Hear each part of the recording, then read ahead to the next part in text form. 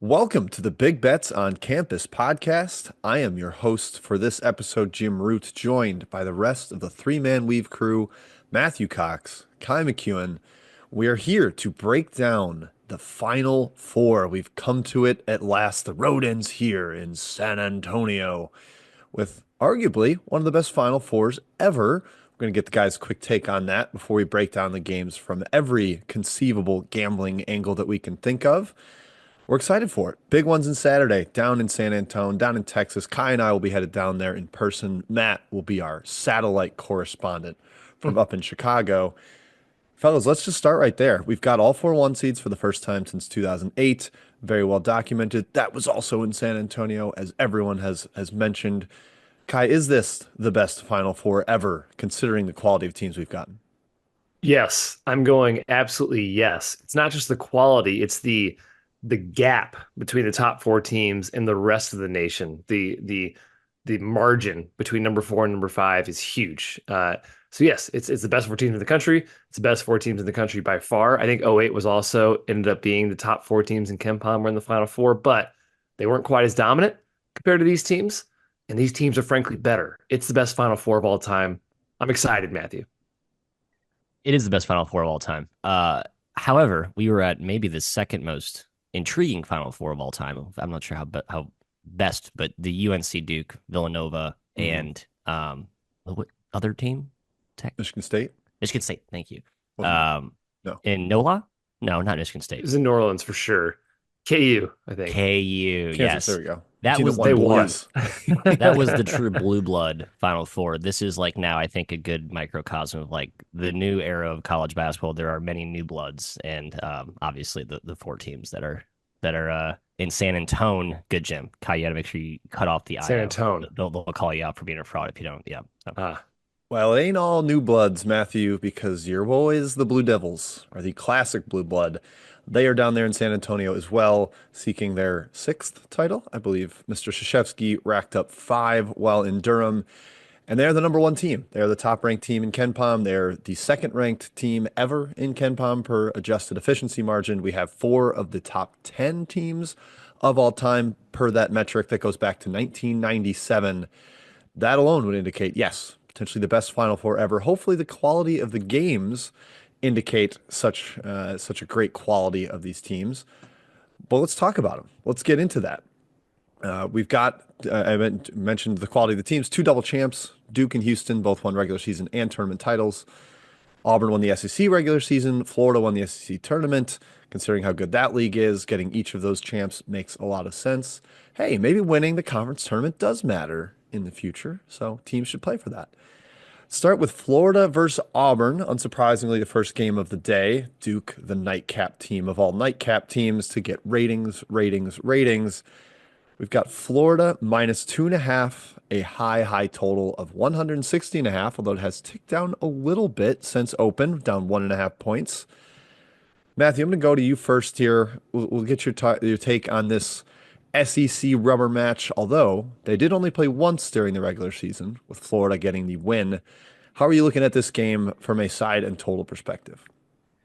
well, I think the Jonai Broom re-injury is obviously the story that people will have to track throughout the week. It seems like he's fine, right? But it has been, I think, two or three times this year he has the world has stopped and gasped at that potentially being a seismic shift in the landscape. But he looks good. I think the way he's kind of labored through it, Kai, you can tell he just sort of like almost hobbles his way to dominance in an awkward way. But that's I think the whole matchup on both sides revolves around Broom's effectiveness, right? He was not effective in that game on Friday against Michigan, right? I think Auburn really got away with one there in the second half by preying on Michigan's turnovers, and their guards really led them, I think, down the stretch, right? Denver Jones into Hot Pettiford. I think that's a continuation of the matchup. The matchup edge I think they have to really lean into here. Now, as awesome as Florida's guards have been, as big as those guards are, I think you got to look at Denver Jones and Pettiford. Pettiford a little smaller, so Jones is the guy I think is like the X factor. I'm already kind of going right to player props. I've sort of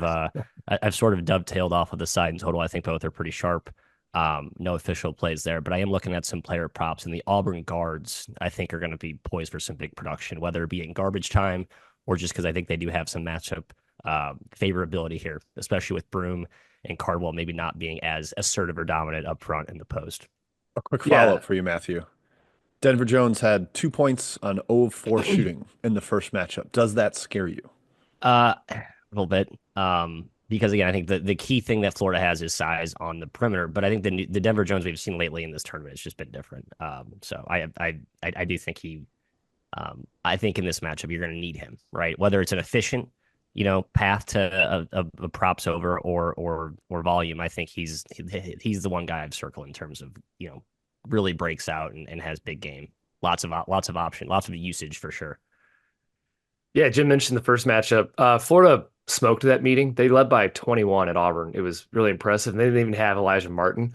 I would say they're, I'll call him second best player behind Walter Clayton. That's maybe even a little controversial with Alex Condon. He's been fantastic this year.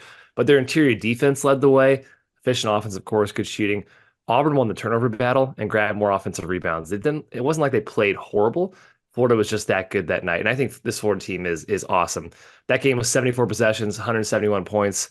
I'm not sure we really get a shootout in this game. I don't know if that's the best path for either team necessarily. Florida loves to play in transition, loves to run, but I don't think Golden Mind's having this as a slog. He has waves of bigs he can throw at Broom, with Condon, with Hogg, with Handlocked, and with Chinyalu. It's arguably the deepest front court in the country.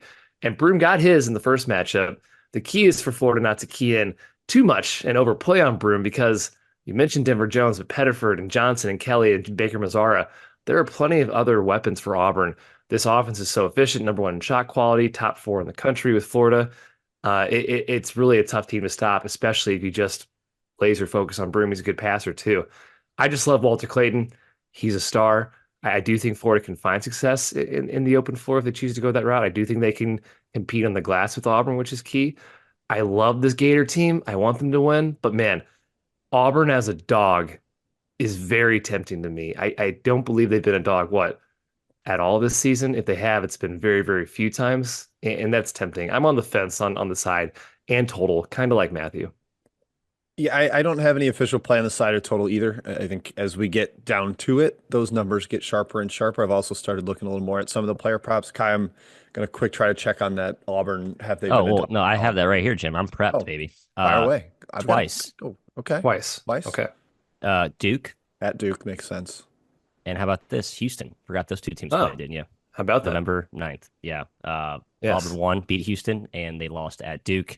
Did not cover. So 1-1. We can make a lot of 2 games. But it's funny that the 2 times Kai, you're right, they actually have been a dog this year where it gets the other 2 teams in this Final Four. Yeah, well, the fact that Auburn's played all 3 teams in the Final Four and only one of them's in their conference, it just tells you again how hard their schedule was, how impressive what they did for the first 29 games of the season, how impressive that accomplishments were that got them the number 1 overall seed despite losing 3 of their final 4 games. The pace is going to be interesting. As Kai mentioned, first one got up and down. I believe our guy Stuckey has an angle on the Elite 8 games tend to slow down more than the Final 4 games. I think there's a getting there nervousness more than there is okay, we're here, let's play, let's get up and down, let's be ourselves. So both these teams I think would be a little bit prone to getting up and down. And again, your take on the total should probably impact your take on player props, because if you're thinking under, you don't want to be hammering a bunch of overs, whether it be rebounds, assists, or points. So Matt, you mentioned the Denver Jones, Tahad Pettiford angle. I'll give you 2 that I like, and I'll see what you think here. One, Walter Clayton over 3.5 assists, minus 120 here. So there's a little bit of juice to pay for it. He had 9 in the first meeting with Auburn. He's gone over 3.5 in 8 of his last 11.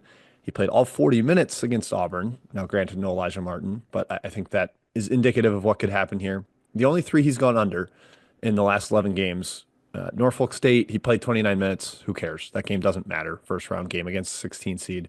Then UConn and Tennessee, they both really slowed the game down, made it much more of a half court kind of brawl, a lower total than 160.5. When the teams are willing to get up and down with them, he's racked up assists. He's gotten 4 in the last 2. He's had some really big gaudy assist totals down the stretch.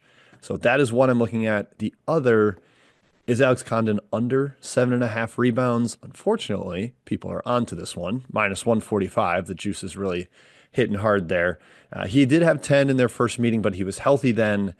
I think he's going to be limited here with the ankle. It's just tough to recover from that immediately in a week, even with a ton of treatment. They also did not have Handlogton in the first game. He wasn't back from his broken leg yet. So I think maybe they'll be a little bit more democratic with minutes, kind of without some explosiveness, going under 7.5. He's also gone under it or he's gone over that once in the last 6. So 5 of the last 6 under. I think this kind of trends well, Matthew. Clayton and Condon, any thoughts on those two? And then you can hit me with any others you have. Yeah, I like that as well. Back to my Broom point. I actually was looking. It's the problem with these markets is there's a lot of books don't offer the under, which is ridiculous. Like I kind of think a Broom under is worth a look here because you're going to probably get lines of like 20 on scoring. On scoring, yeah. From BetMGM right now, 17.5 is the total with even money to the under. To the under, yeah. See, I think 18.5 at FanDuel. Shop around. I'm trying to find. Okay, yeah, FanDuel. I see 18. Oh, 18.5. Thank you, Kai. Yes, I like that one. Yeah, Jim, to your point, and actually, I just want to go back to my Denver Jones point. The problem with Jones a little bit is that he is like one of their premier defenders, and you could see him getting a lot of the Clayton matchup.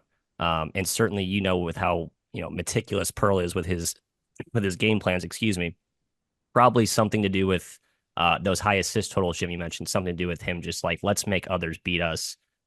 Clayton's too good. I think he does draw a lot of gravity and a lot of attention. And pace-wise, I'm of the belief this game will get up and down. I think Auburn's been okay playing multiple styles. Pearl has really touted that as like a strength of this team. He likes that they can win multiple ways, but Florida plays their way. And I think that game, and Auburn can win that way. And I think that's what the way this game swings, Kai. So that I think if you're looking for a total, and I have the updated, again, the theme of this podcast is large samples. 10-6 to the over Final Fours since 2016, since the shot clock, or since the shot clock was went to 30. So went to 30. So there you go. Huge trends in the favor of the over for Final Four. I agree with Stuckey's point though. Elite Eight to Final Four, more overy, more free flowing in terms of pace. So if I'm going to dip my toe in the prop market, which I don't often do, Thomas Houck, 3-pointers. Why not? Let's do it. He's shot 17 this tournament, and him to make 2 is plus 320 at FanDuel, minus 154 to hit 1. I do think he'll hit 1. He shot 4 in the first matchup, 1 for 4 against Auburn. I think he has a pretty good chance of making 1 or 2 in this game. So hey, there's my weird player prop for this one. I think he gets a lot of minutes too. He should be 30. He's been 30 plus the last 2 games, I think, with Condon's injury. And Chinyelu's been kind of hit or miss. And so I think maybe Golden Net staff lean more into the hot hand and certainly has been hot lately.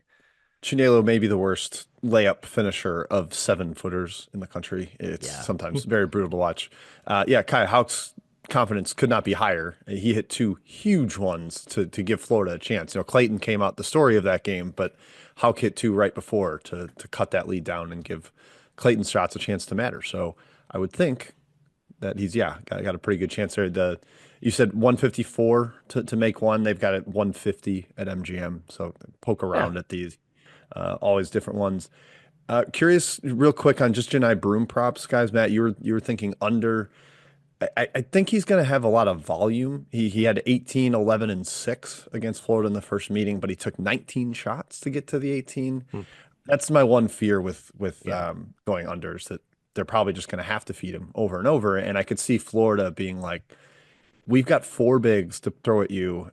Yep. We're just going to make you try to beat us with those guys. You're banged up. I just worry about his volume. So I don't really have a strong take either way on Broom. Kai, anything for you there? No strong take. Yeah, Golden's like 2 different ways. It's like, okay, either they're just going to say, all right, Broom, you try to beat us, or they're going to take him like away completely. It's going to be one of the extremes. What would you do? I think I'm in the camp of make Broom beat you. I think you let him beat you. Yeah, I don't. Yep. You just don't let Baker Mazar get going. Don't let Pettiford get going. Don't give them that like spurt ability with those crazy shots. I think you try and focus on that and make you beat. Play the 2v3 math game. Yeah, I think I would be all about that as well. If we can get up and down and get transition, and they're trying to beat you with post ups against their interior defenders, I can live with that. Matt, do we bet under Chad Baker Mazara props, hoping that he gets ejected? It's a T. Yeah, it's a good idea. How deep the menu is, but I've not seen technicals over under on any on the list. I think an over would be a good look here. The Final Four officials are obviously going to be discussed at length when they come out. A lot of those veteran guys don't like making the tough tees, but maybe you get like a wild card vet in there that's looking to make a name for himself, and help maybe he singles out CBM in a Yeah, bad he moment. just see him getting ejected and then the void Baker Mazara props. It's not fair. Well, this was the risk when you bet on that lunatic. So, all right, fellas, that's it. Let's move to the second game here. Duke versus Houston. A lot to table set here. Houston's won 29 of their last 30. They have not lost in regulation since November, and they're a 5-point underdog. That's what you get for accomplishing all that. They're playing in their home state, playing in San Antonio, not overly close to Houston, but close enough that the crowd should be well populated with Cougars fans. Of course, Duke travels well too, so not exactly a Houston home game. But Kai, this opened Duke -4.5, and it's up to 5. So people are buying that we could get this Duke coronation. They blow everybody out. They just blew out a top 7 team in Alabama, just completely took them to the woodshed basically the entire game. Total 136, one of Duke's lowest totals of the season because of Houston's defense. What are you thinking about with this game's side and total? Yeah, this is a better matchup for Houston. Alabama's defense is just not that good. Houston's defense is great. Yeah, both teams combined have won 32 straight games. So it's someone's got to lose, and it hasn't been a while from either one of them. Different teams this year from last year, but last year was a slog. These teams met in the Elite Eight, 56 possessions, ugly, 105 points. Duke hung right with the Cougars in the glass. They held up defensively. Of course, Shed got hurt, but Duke was impressive. And this year's Duke team is even better on both ends of the floor. They're the biggest team in the country. That means they can battle Houston on the boards. That's obviously a key. They can throw multiple bigs at Juwan Roberts, and they can extend on the perimeter with their size and sort of take away Houston's three. Houston's the top 3 3-point percentage team in the country. That's actually a big part of their offense, especially on kickouts off offensive boards. But if any team, in my opinion, is built to stop Duke, I think it's Houston. They pressure Duke handlers who have been excellent all year. But remember, there's no real true point guard on this team. Sion James is not really a true point guard. He just runs it, and he does a great job of it, to be fair. They're going to make scoring at the rim a chore, and they're going to force Duke to shoot over the top. The Blue Devils can really shoot, but does it throw them off their game at all if shots aren't falling early and if the Houston physicality kind of wears on them or shocks them right away? This is the most physical team, best coach team on the defensive end of the floor in the country. I think this one's sort of a battle, relatively low scoring. I'm leaning towards the under. I'm also going to take the points with Houston +5. Yeah, it's tough not to take 5 with Houston. The concerns though to me are you look at what Houston's done so far. They've played some physical teams, but they really haven't played a great defensive rebounding team. Like Tennessee doesn't profile as a great defensive rebounding team, and they dominated on the offensive glass when shots were falling. And you just look at what Houston's done. They've played 10 games at neutral sites. They're 4-6 against the spread. They've been obviously favored in most of those games. That's not a big trend. What I do think is the way they play and how reliant they are on their shot making does worry me at an this cavernous neutral site venue, whatever. But because they get so many offensive rebounds, it doesn't really matter. But Duke, I think, is the best defensive rebounding team they've gone up against so far in this tournament. So that's where I think maybe we haven't seen Houston. I worry about Houston's offense looking more mortal if shots aren't falling, if they can't get 40% of their misses. And that's where Duke's been terrific. Like I know Flag he struggled last game, but I mean on the glass he was awesome. He cleans everything up, gets them going out in transition. So I don't know. I had some matchup concerns there, Jim. I was certainly leaning toward Houston as well. I ultimately landed, but just as a full reveal, I'm gonna take just both dogs money line. Feel pretty good about one of those winning, and that's sort of my plus EV portfolio. But I have some matchup concerns here with Houston, even though they are in their home state, coming off 3 straight games. They basically played road games, right, at Purdue, Tennessee as well. So this is kind of a nice change of pace for them still. I just don't know about the matchup here for Houston. I don't love it, I guess. So look us in the eye, Matt, and tell us, is that an emotional hedge for Duke? Partially. Is that what's going on there? Okay. Doesn't make All it right. wrong, Jim. No, it doesn't. I just want to make sure the listeners have the peek inside there. Matt, can you name the best defensive rebounding teams by rate that Houston has played this year? Kansas. Kansas is up there. Kansas Okay. is number 4, basically. Iowa. No, not Iowa. Not Iowa State. No. I'll just tell you. Number 1's Notre Dame, Yeah, which they're not even on the level, so I'm not really worried about that matchup. But number 3 is Gonzaga, who Houston scored very efficiently against. And number 2, the one that's probably the closest comp in terms of like size, is BYU, who Houston blasted by 20 points and 30 points. Again, they're not Duke. It's not the same thing, but I think they can beat teams that can defensive rebound, and their relentlessness and scrappiness and really the shots they take, like they don't get to the rim that much. So it's a lot of long rebounds. It's Yeah, a lot of Sharp stuff takes him that's from 30. tippable. Exactly. Yeah, and they get to like the mid-range. Cryer and Usain are shooting floaters, stuff that you can tip out. I think sometimes that can be a little immune to great defensive rebounding because even if you're in the right position, it might bounce over your head. We mentioned Auburn barely being a dog this year. Houston's been a dog once. They closed a 1 point underdog at Kansas, which in hindsight now looks kind of silly. Just the fact that how good Houston is, the trajectory Kansas went on.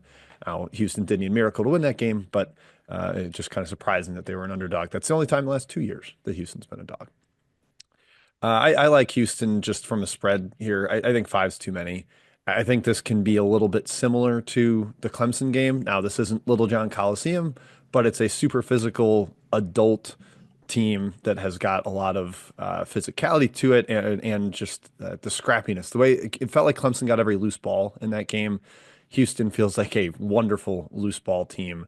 You throw a little bit of fifth-year senior guys with a ton Old. of length at flag. Yep. Just see if you can get him out of rhythm like he was for most of that Clemson game. He was great late, but he struggled for the first 35 minutes.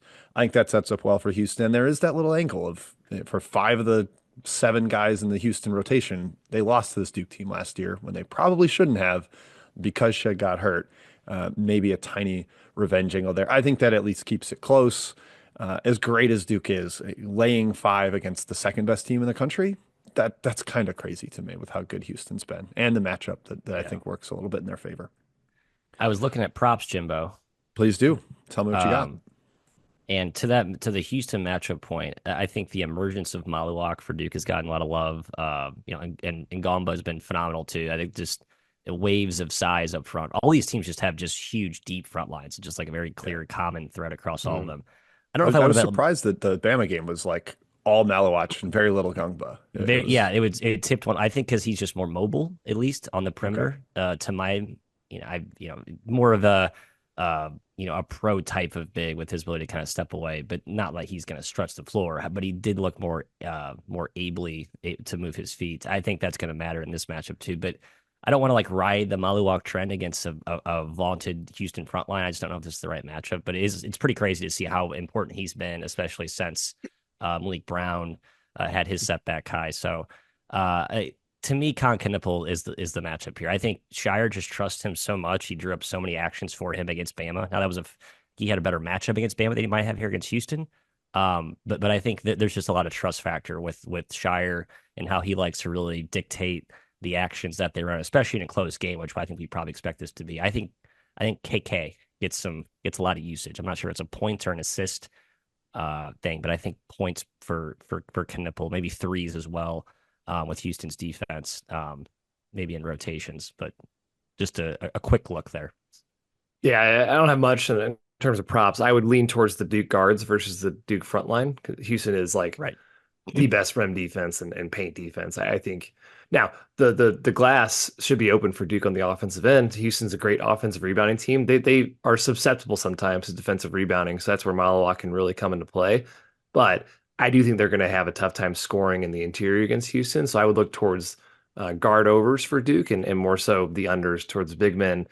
Maybe flag. I mean, 18.5's a lot. And he hasn't hit that mark in 3 or 4 games in this tournament. Houston's by far the best defense they've played so far. So, hey, it's scary. He's going to have a lot of volume, like Jim said, with Broom. But that's the way I lean on his point total. Yeah, I kind of like the flag assists where, especially if they play him in like the mid post, Houston loves to hard double the post. Maybe they won't do it here. And I think they've avoided doing it at times in this tournament. Like a couple times they tried to make Kaufman-Wren beat them one-on-one because they're a little bit scared of the shooting that Purdue had. And boy, Duke's got some absolute gunners around the perimeter. But yeah, flag coming off a really poor scoring effort. I mean, 6 of 16. That's poor for him against Alabama. His quality of games are just so good that the bad ones don't even look that bad. But I think maybe the assists there 4.5. He had 7 against Arizona, 6 against Baylor. Down to only 3 against Bama, but everybody else was cooking so much they didn't need to play through him quite as well. And that's not a guy I expect to have 2 poor games in a row. So lean there. And then the glass, Jalen Roberts over 6.5 rebounds. I know he's a little undersized relative to the Duke front court, but again, the flag matchup, I think Clemson got a little bit on up on him with their physicality. Flag only had 5 rebounds in that game. Lock-in and Shefflin both, I think, had big games on the glass. So I lean towards Jalen Roberts getting a bunch there, and hopefully his ankle is fully healthy after another week off. Yeah, right. Matt, any other angles for you? You mentioned the Knippel over three. He's for 3 pointers over 1.5 at MGM is -175. So people are definitely wise to that. Okay. Sion James to hit one is -155. I don't even want to tell the people what Malawatch is because I don't think he's going to hit one. How about Proctor, Matthew? He came into this tournament on a tear, started on a tear. Over 2.5 is plus money, +110. Yeah, I said 2+ is -220 for Proctor and -180 for Knippel at FanDuel. This is where it's tough. It's just who go through. You have to kind of play the matchup game, right? Houston's guards, who guards who, and then who do you value as like, is there a wink link in that? Who gets to in pick that on armor? Cryer? Cryer's the wink link, right? Yeah, and I think honestly he probably gets the Proctor matchup. I don't think he's going to guard Knippel. You can't match me against Knippel. I think Knippel can kind of bully him. I mean, Knippel, I think, is very.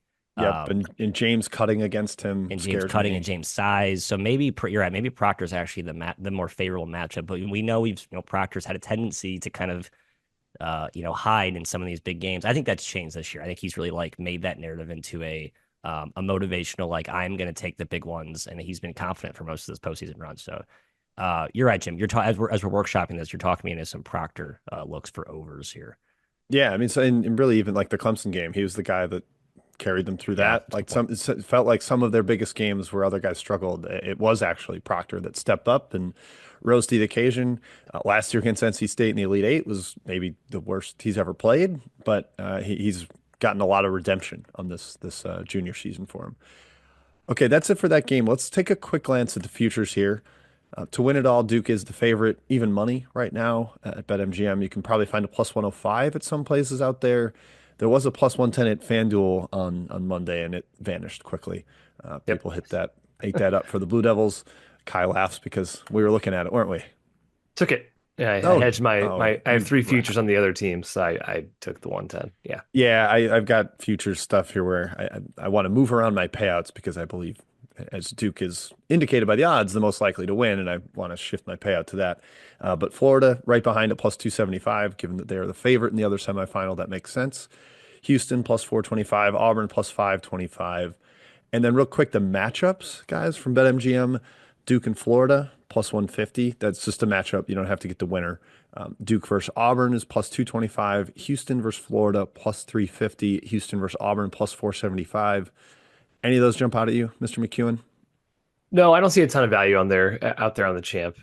If you really think Duke is that dominant, sure, but that's nothing there for me. That's I think whole narrative of this whole thing is like we were talking about how these are the four elite teams, but Duke is being priced like they're a cut above the rest, and analytically they are. Ken Pom, they're 3 points higher in net rating. That doesn't jive with I think the general perception. Maybe you guys agree with that. I kind of think Duke is a slight cut above the rest of these teams. I'm not sure if it's. I think the odds are maybe overstating that gap, just because of how consistently dominant they've been against, again, ACC, and now they've been great in the tournament. Yes, but I think the Bama matchup was actually one in hindsight that felt more favorable to them than what they'll see in the Final Four. I'd say I would rather just bet on most outstanding player because I think there's 4 clear choices on one for each team. I don't see anybody but the Stars winning this. So if you prefer, Houston's actually the one question mark, but yeah, I would agree there. Yes. Yeah. But so if you want a futures take on this, if you want to take one of them to win it all, just look at the futures market. Broom's 7-1 to win player of the tournament or the Final Four. Auburn's 525 to win the championship. Broom is not going to lose most outstanding player if they win the title. Again, this is for whole tournament, right? In theory, no, it's just Final Four. The Final Four. Yeah, just Final Four. Okay. This is I think it's a voted on award. It always goes to the star player. If you recall the Kansas year where Agbaji should not have won. McCormick should have won. Yeah. And Agbaji won it. That somebody else has to be so much better than Flagg, Clayton, or Broom. For any of those 3 to lose it. Your first team All-Americans, they're going to get the reputation bump from basically every voter.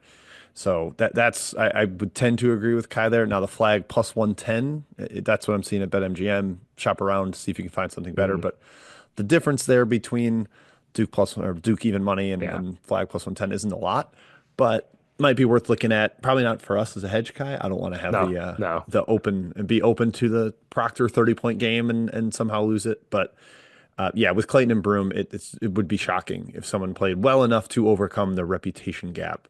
With Houston, it's a little more questionable. Their Yeah. top guys are Cryer 10-1, Uzan 16-1, Sharp 25-1, Roberts 30-1. Really, any of those guys can have a huge game. Uzan has kind of carried them through this tournament. Cryer was really bad against Purdue, and Uzan saved them. So perhaps there is a little bit more balance with them. Kai, who's your favorite of that grouping if somebody was diving into Yeah. the Houston most outstanding player market? I'd go Roberts 30-1, or I'd go Uzan 16-1. Those would be my choices. Now Roberts may not put up the stats, but I don't know. They might just default to he is, I think, their most important player, and he'll have the ball at the end of the games if they're in tight situations. Yeah, they Yeah, love going to him in the ISO post thing. yep. Get You him know, going downhill to his left. right. That left Mhm. is crafty. It's funny. I mean, Milo's for all I was skeptical of him, he has been almost bulletproof. Two of his last three have been mortal, and I think maybe he doesn't have that that name pedigree or that momentum coming into this. But then we talk about the Roberts injury could be a concern. Um, yeah, Houston's tough. I mean, I don't. That's one where it's like if you're betting.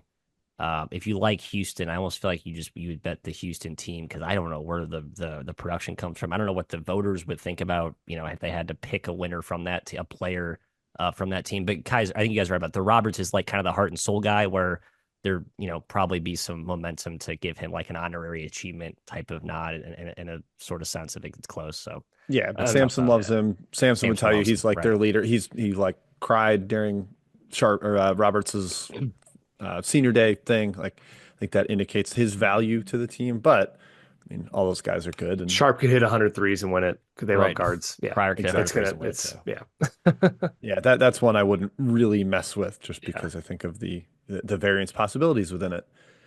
So yeah, I'm not betting much in the most outstanding player market just because of what we said with the top players and the other three teams in Houston being such a toss-up. There isn't really like a wild card that really intrigues me unless you love Proctor, but I don't quite love him enough to get there on the Duke one. Flag's just unassailable reputation wise with the number one Mm. pick and how well known he is. He's like the most popular player in college basketball in years and years. You got So to I remember too believe that that's the it. Yo, week go ahead, off, Matt. not week off, but 4 days to rest. Right, it's the second time he's had that break since his injury. I got to think that helps a little bit, right? Not that Yep. he's looked like injured, but certainly has to help. Yeah, I mean, how good was he against Arizona? Goodness, just like a virtuoso type of game. I would expect more of that level of performance than the Alabama game where he looked like just a really good all conference guy instead of the best player in the sport. All right, that wraps it up. So the overall leans definitely a Houston lean from the group at 5, despite how invincible Duke has looked at times. Houston kind of sets up with their physicality, half court play as being a tough matchup for them, and then leans more to the overs. I think in the Florida Auburn game in terms of props, nobody's betting a side or total quite in that game, as we think the numbers are pretty sharp. But I might add something on Florida if Broome kind of comes out that he's not moving well, or if we see him Kai at open practice on Yeah. Friday and he doesn't look great.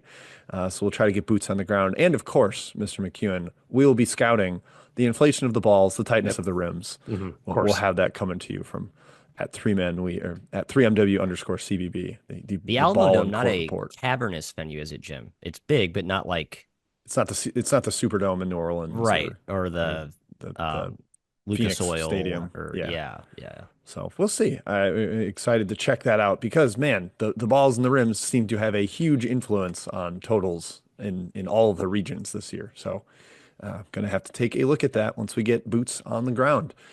That is it. I believe this is our final BBOC episode of the season. So Wow. thank you, everybody, for tuning in. Thank you to Matt and Kai for all of their wonderful handicapping work this season. It was a pleasure. Always enjoy being on this feed with Stucky and Mike and Greg and all the boys at Action Network. So thank you to Matt and David behind the scenes, our wonderful producers. And that wraps it up, folks. Enjoy this historic Final Four. Hopefully we get some elite games. Best of luck to you. Cheers.